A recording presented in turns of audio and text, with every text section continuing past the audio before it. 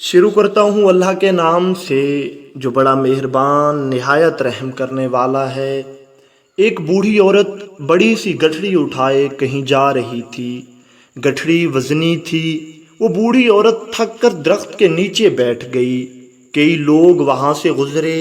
उस औरत ने उन्हें गठरी उठाने के लिए इल्तिजा की, लेकिन किसी ने तवज्जो ना दी।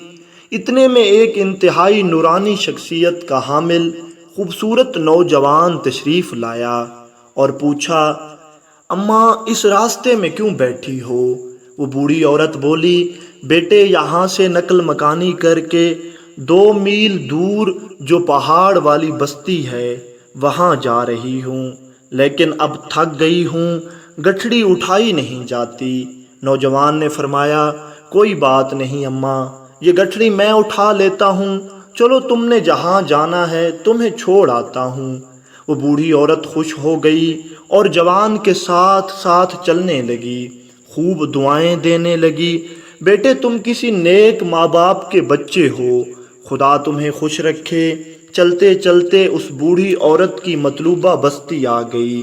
वो बूढ़ी औरत बोली, बस बेटा मेरा घर आ गया है, मेरी गठरी उतार दो। अच्छा अम्मा, खुदा हाफिज। वो खूबसूरत जवान वापस मुड़ने लगा। अम्मा अचानक बोली, बेटे बेटे मेरी एक बात सुनो, मुझे नेक और शरीफ इंसान लगते हो, शायद आपको पता ना हो।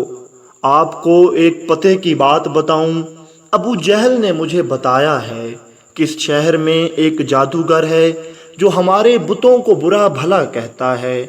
जो उसकी बात सुनता है उस पर जादू असर कर जाता है। वो माँ बाप बहन भाइयों को छोड़कर उस जादूगर का हो जाता है। बेटे मैं तुम्हें समझा रही हूँ, तो उस जादूगर से बचकर रहना।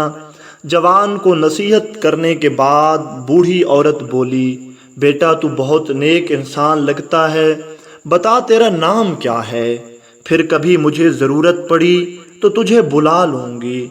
जवान ने मुस्कुराकर फरमाया, अम्मा जी, जिसको आप जादूगर कह रही हैं मैं वही हूँ। मेरा नाम मोहम्मद सल्लल्लाहु अलैहि वसल्लम है।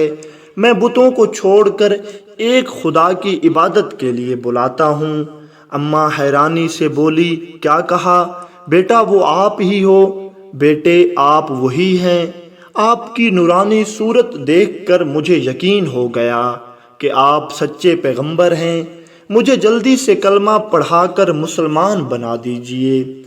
सच पूछें तो मैं नकल मकानी करके दूसरी बस्ती में इसलिए आई हूँ ताकि जादूगर के जादू से बच सकूँ। मेरा सामान उठाइए और मुझे वापस मक्का मुकरमा ले चलिए। बूढ़ी अम्मा खुशी खुशी वापस आ रही थी और हमारे प्यारे नबी करीम सल्लल्लाहु अलैहि वसल्लम उस बूढ़ी अम्मा की गठरी उठाए मुस्कुराते हुए चल रहे थे।